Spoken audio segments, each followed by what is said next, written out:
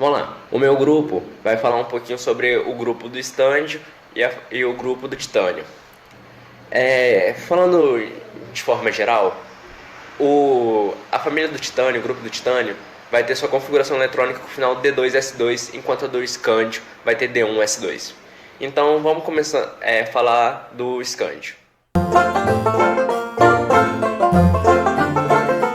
E como ele parece quase sempre como um subproduto da fissão nuclear, a maior parte do escândio produzido comercialmente é como subproduto do urânio, que nesses casos, né?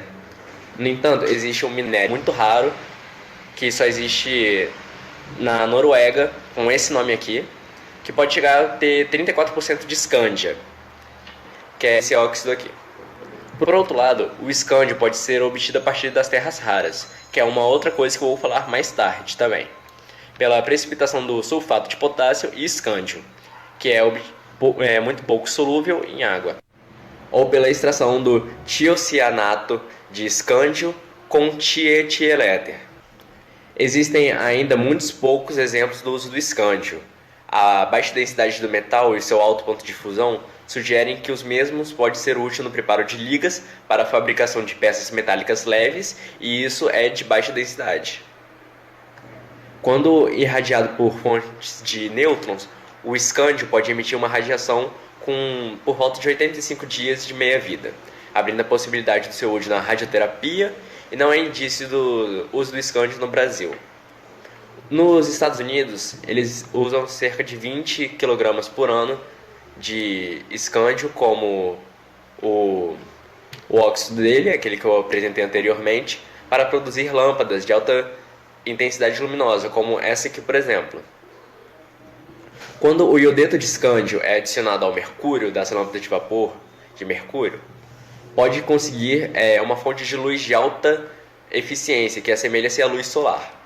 Um importante uso que pode vir surgir será o emprego do escândio em células de combustível, sendo que o desenvolvimento ainda está sendo feito, ainda não está 100% concluído.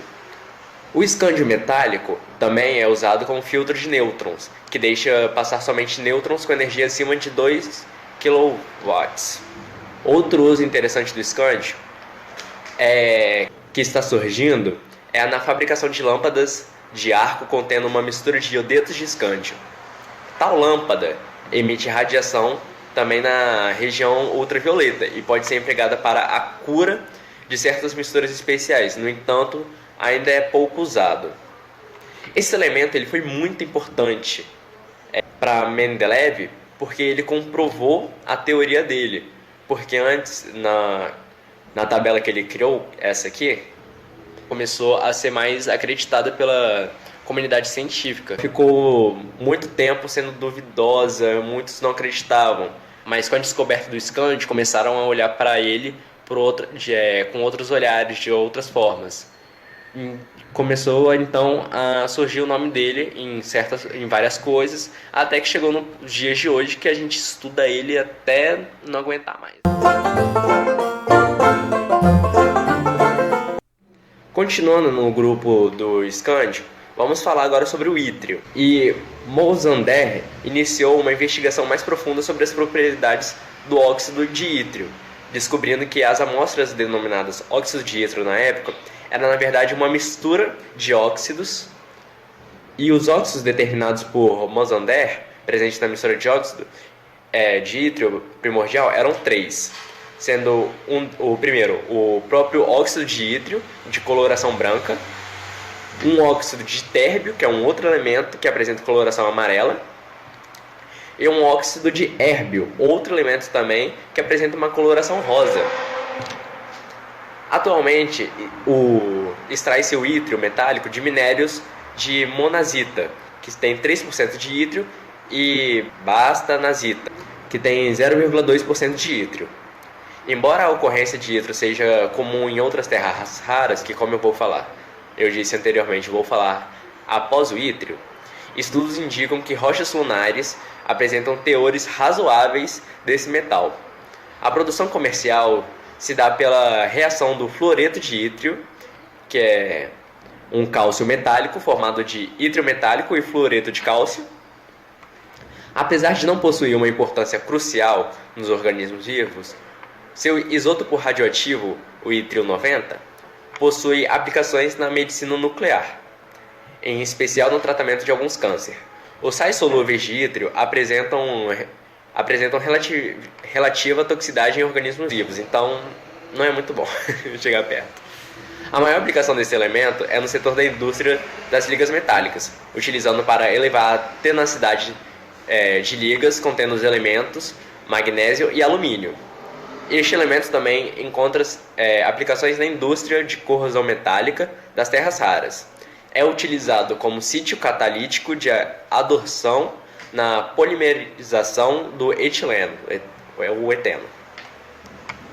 Seu óxido é empregado na produção de filtros de micro-ondas para radares e na indústria fotográfica, na confecção de lentes resistentes ao choque mecânico e ao calor. Associado na forma de ítrio e ferro, apresenta importante propriedade magnética, sendo utilizado comumente como transdutor sonoro. Já a associação de ítrio e alumínio, conhecido pela sigla em inglês YAG, é aplicada na produção de lasers de corte e na produção de luzes de LED. Ele também tem outros usos para diversos tipos de granadas. É um elemento diferenciado, vamos dizer.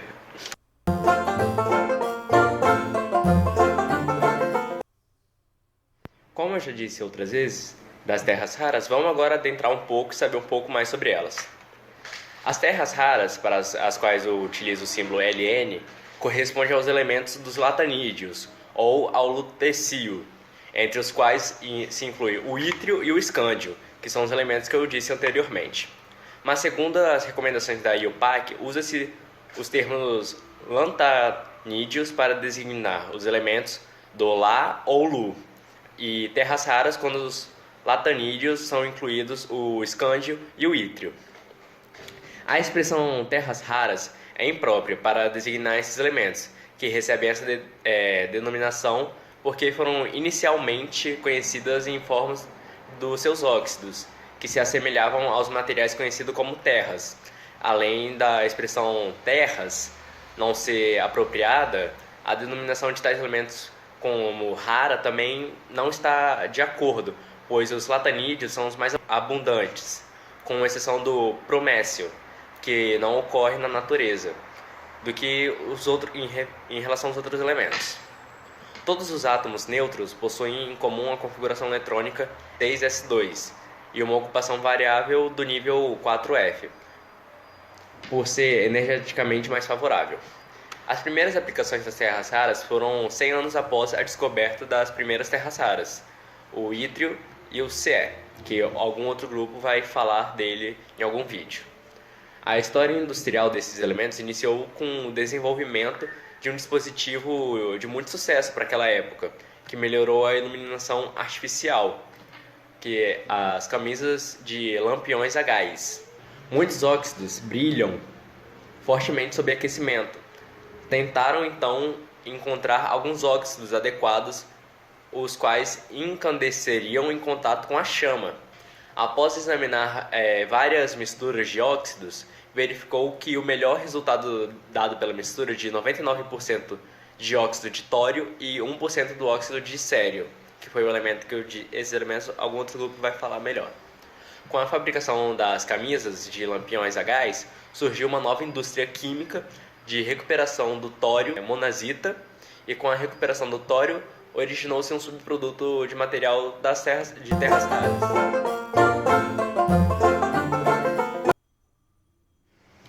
Vamos falar agora um pouco sobre o grupo do titânio, começando pelo titânio. O titânio é o único elemento que queima em nitrogênio. Quando ele está em estado puro, ele é lustroso e de brilho metálico. Ele era tido como um elemento curioso, como uma curiosidade só, até que William Justin Crowe, em 1946, mostrou que ele podia ser obtido pela redução do TiCl4 como um magnésio metálico, processo chamado de processo Crowe. Esse método ainda é muito empregado hoje em dia.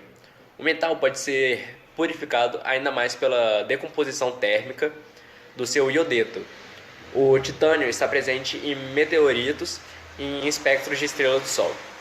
Seus compostos são encontrados em cinzas de carvão, em plantas e no corpo humano. Não há indícios de que seu uso pode ser tóxico para o ser humano. Assim, por ser biocompatível, ele e suas ligas são usados em próteses diversas, como a gente vê alguns esportistas usando, Pereira e Pão Duro.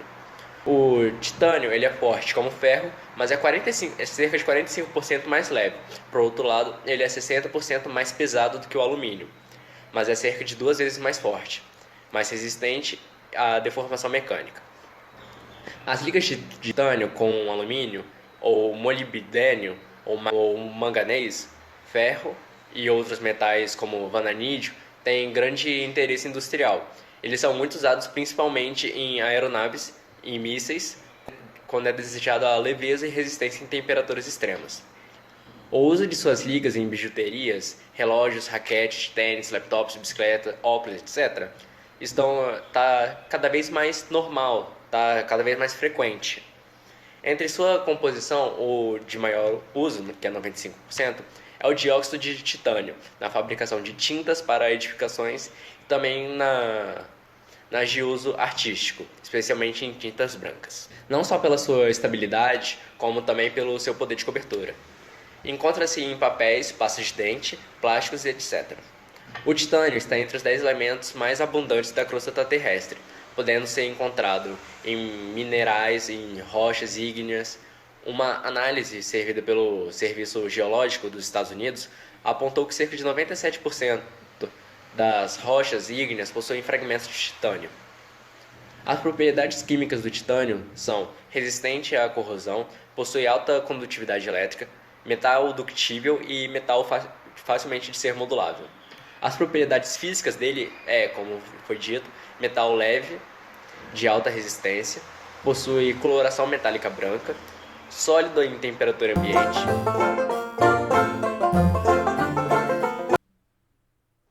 O zircônio vem do árabe zargum, que significa cor dourada, porque quem o descobriu achou esse minério a partir de um outro minério, o zirgão, que possuía a cor de ouro. Mas o próprio zircônio é branco, prateado quando está no estado metálico, quando está purificado, e cinza prateado quando está no seu estado impuro. Eles antigamente achavam que ele era uma espécie inferior de diamante, então ele foi muito utilizado e até hoje é usado na indústria de joias, usando o seu óxido, a zircônia.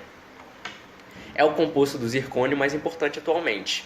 Uma das suas propriedades mais importantes do seu ponto de fusão é que ele resiste até temperaturas acima de 2.500 graus Celsius. Por isso, esse metal é aplicado no interior de reatores de fusão nuclear, suportando as elevadíssimas temperaturas. Além do mais, ele também não absorve os nêutrons que o reator produz, processo que pode transformar metais em isótopos radioativos que são perigosos. Também por resistir às temperaturas altas, ele é utilizado como revestimento de fornalhas e para conchas gigantes para o metal derretido. O dióxido de zircônio, na forma de cerâmica, é super forte e é utilizado para construir motores para tanques militares. Essas cerâmicas têm também várias outras aplicações, como ferramentas de corte rápido para indústrias, facas, tacos de golfe, tesouras, entre outros. A televisão que temos em casa também possui zircônio em suas telas, com a finalidade de nos proteger dos raios X. Quimicamente, o zircônio é um metal semelhante ao titânio, apresentando propriedades resistentes à corrosão nas CNTPs. Ele não é atacado pela maioria dos ácidos, somente quando atacado pelo ácido fluorídrico em qualquer concentração. A resistência do metal à corrosão se deve à camada de óxido inerte que é formada logo ao ser exposto ao ar atmosférico e em forma de pó e inflama-se em contato.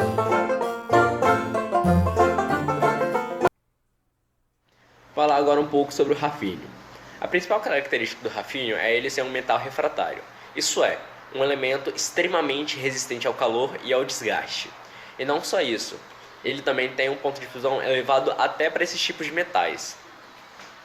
Em geral, esses metais não são muito desejados por muitas aplicações. Eles têm, em formas gerais, são pouco ductíveis e a maioria deles nós podemos dizer que são extremamente duros. Isso acaba limitando suas aplicações, porque não adianta você resistir a temperaturas elevadas se você vai suportar poucos esforços mecânicos. Ele é um material espetacular no controle de reatores nucleares, que consegue evitar que as reações saiam do controle. Isso porque o rafínio tem um alto valor de seção de choque. Basicamente, ele tem uma área grande onde os nêutrons podem bater e ser capturados de forma controlada. As suas principais aplicações desse elemento no cotidiano são em barras de controle para reatores nucleares, principalmente em submarinos nucleares, em liga com outros metais como ferro, titânio, tântalo ou nióbio. O óxido de rafínio pode ser usado como isolante elétrico em microchips, como catalisador, contendo o elemento, tem aplicação em reações de polimerização. A adição de pequenas quantidades aprimora a aderência de óxidos protetores em ligas baseadas em níquel.